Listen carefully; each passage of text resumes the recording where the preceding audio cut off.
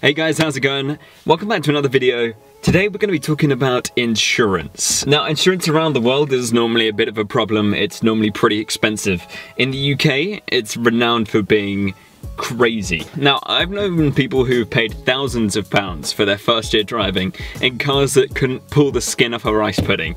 Seriously, like 1 litre cars, 1.2 litre diesels, all sorts of lame stuff. Old cars, new cars, all sorts. So today I'm going to give you a few tips on how to get your insurance down as much as possible as a new driver, as a younger driver between 18 and 24, around about that age.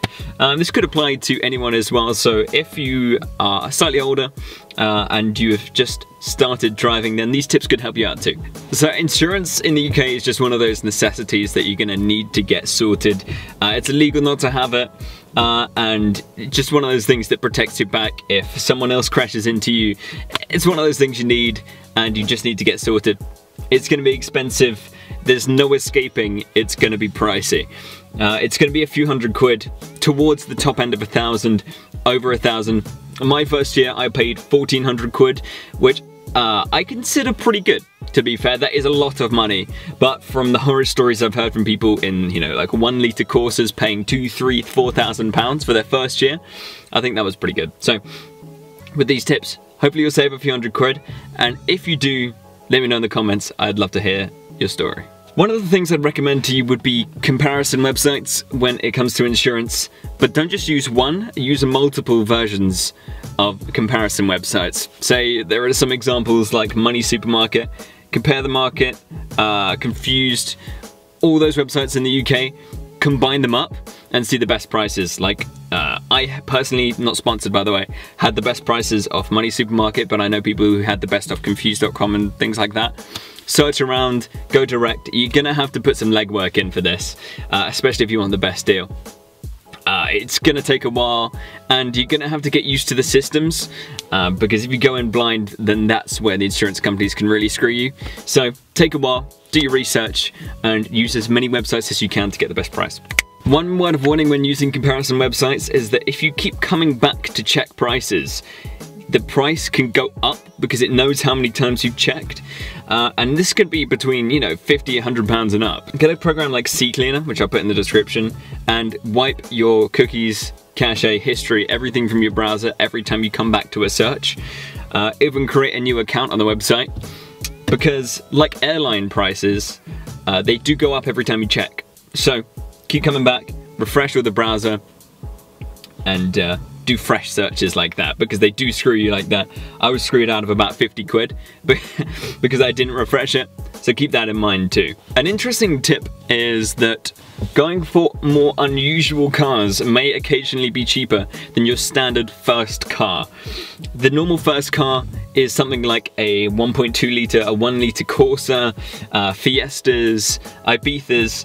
So go for unusual engine sizes, nothing say performance end, so you can't go for a Leon Cupra or a Fiesta ST, a Focus ST RS, anything like that.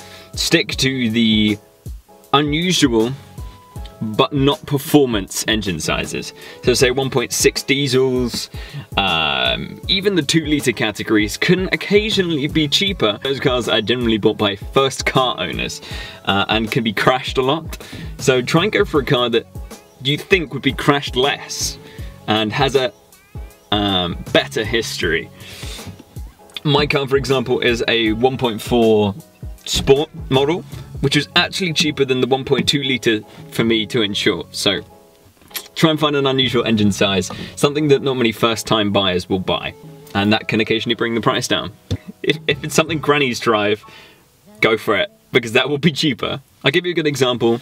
A Focus rather than a Fiesta, a Leon rather than an Ibiza could occasionally be cheaper if it's on a lower engine size, because that's not normally what first-time buyers go for. So a lot of people ask about black boxes when it comes to insurance, and personally my experience has been good. However, I've gone with Tesco Bank Box for the past 2 and a bit years that I've been insured, and they run under the company Insure the Box, I think.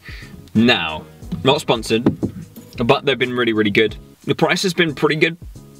However, I've heard a lot of horror stories about black boxes. It does definitely depend on the company you go with, and some really aren't lenient when it comes to speed, harshness of driving, so braking hard, cornering hard, driving at weird times, and they will penalise you massively for that. Tesco have been awesome, and they let you drive at weird times. They limit your mileage, but you pay for more mileage if you run over that. Say you go either a 6, 8 or 10,000 mile plan. I go on 6 because I really don't drive that much. And they've been fantastic. If you drive at weird hours, they don't give you more bonus miles, which is how they reward you for good driving, but they won't cancel your insurance if you do, say, drive at strange times, you know? Some black box companies, and you're gonna have to do your research on this, do really badly penalise you for doing silly stuff. Not necessarily silly stuff, but unusual stuff. Say if you drive at weird times of day, like really early in the morning, really late at night, that sort of stuff, they will send you warnings and fines. And I've heard of people having their insurance cancelled for, say, doing things like speeding, even if it's, you know, 5 mile an hour over a 10 mile an hour over. Stuff that in the real world people do sometimes, you know? And they've had their insurance cancelled. If you have your insurance cancelled, your future insurance that you try to get will go up a shit ton. So be careful when you get a black box. Again, Insure the Box for me has been very, very good. I've had no problems. They've just been mile limited, and they've been really spot on for me. So that's something I've had a great experience with. Look around, ask your friends, ask your family, and look around for reviews on the internet as well. They'll be very, very telling. Be careful. You could either save yourself a lot of money or cost yourself a lot of money with black boxes. It does depend as well how, you know, nice of a driver you are, how gentle of a driver you are. If you're someone who never speeds, you are very smooth, and you're just, you know, very relaxed with your driving style, then yeah, sure, go for the any black box you fancy. It will save you a lot of money if you are very relaxed driving. If you drive at strange times, you do a lot of miles, and you do a lot of sort of higher speed driving, don't even touch black boxes because they will screw you over. A tip that will work with some insurance companies too is adding responsible drivers on top of your insurance. So, say if you have yourself down as the main driver, and I'm gonna push that point, have yourself as the main driver, and add, say, your mum and your dad on top of that, or a much older sibling who's been driving for a long time, that can, on certain insurance companies, bring the price down. For example, with my insurance, I put my mum and my dad on top of it, and this was as extra drivers, not as the main drivers, because that's something called fronting. If you, say, had your mum as a main driver and I was on top, that's fronting, that's illegal, and that'll get you done. For example, I added my mum and my dad on top of my insurance, so I'm the main driver and my mum and dad can drive my car on top of the insurance. That brought my price down by about 300-400 quid. So I've heard that saving people thousands too. Like someone was quoted 4 grand, they added their mum on, it brought it down to 1900 quid.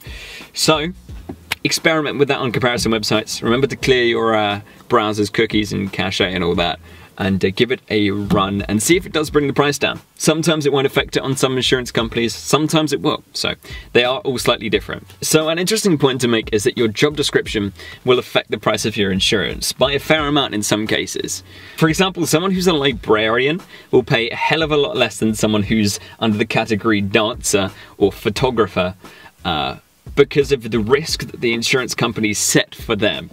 Now, it's biased as hell and it depends on the company, but you will pay more for some companies. There is a website I will put here and in the description, which gives you a rough idea of how much each job title puts up and down the price.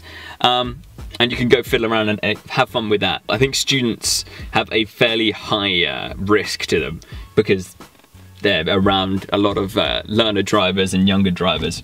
Whereas, you know, someone like a librarian, a museum curator, something like that, will have a much lower risk because of the general statistics of them crashing being much lower. So see if you can find a different job description for yourself. Don't lie because they'll find out, but try and find a separate description for your job title. So you might have different ways of describing your job which could bring down the price, so experiment.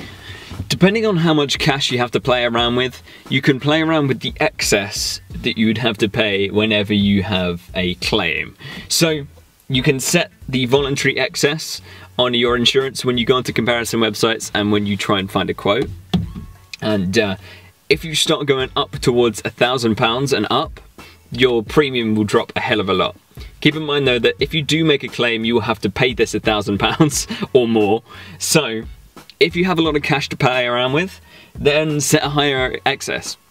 But if you set a higher excess and you know you don't have that much money to play around with if you make a claim, then you're going to be screwed. So be careful and only set however much you can pay. For me personally, my excess is around about 300 quid. That means that your premium's slightly higher, but then you don't have to pay quite as much if you want to claim. Keep in mind too that if you do make claims, even if it's not your fault, that will bump the insurance price too. I had a rear end accident a while back that wasn't my fault, and that bumped my insurance cost by about 50 to 100 quid every time I renew it for the next 3 or 4 years. So be careful out there and stay safe. Alright guys, thank you so much for watching the video today. If you have any more tips for everyone, drop them in the comments and let me know what sort of tips you would like to see from me in the future and if you've been enjoying the videos. Drive safe and I will see you in the next video. Have a great one.